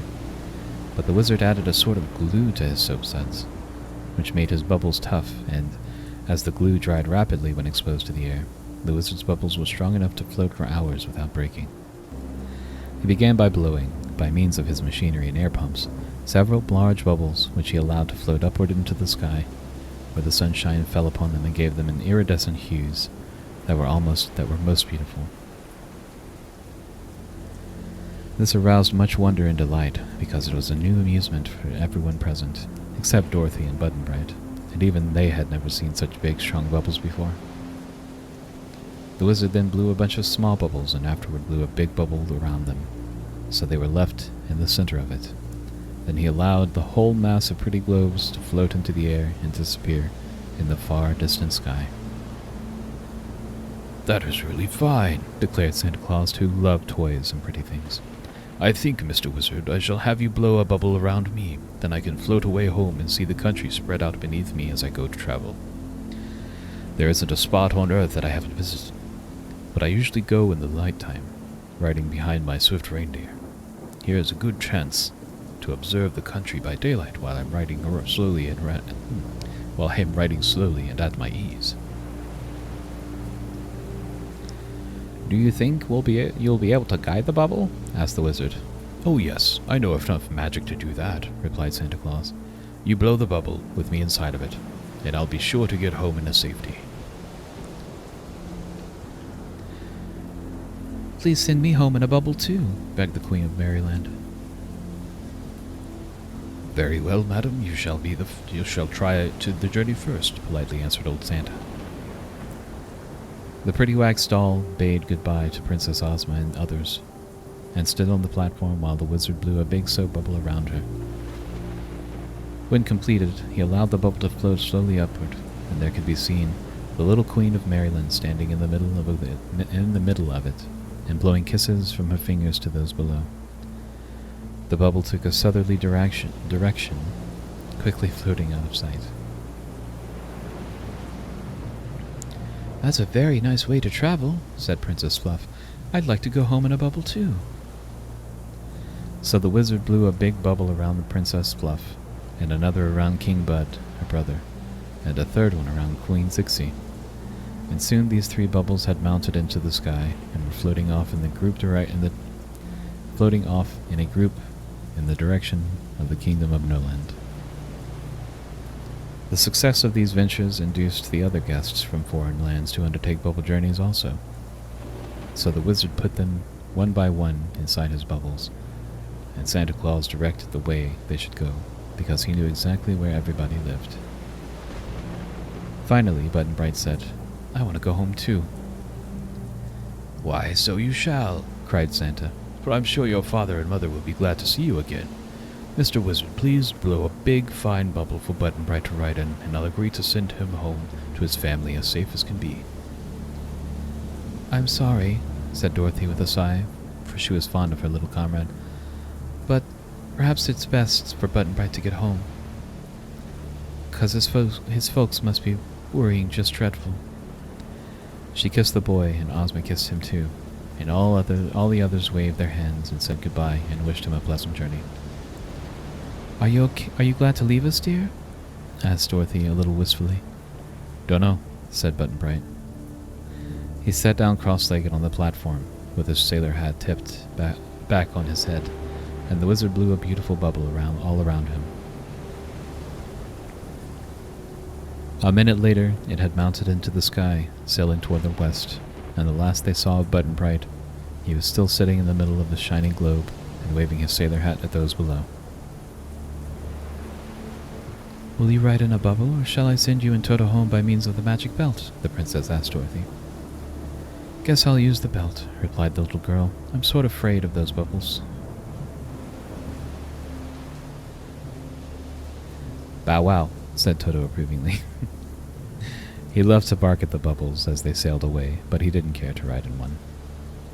Santa Claus decided to go next.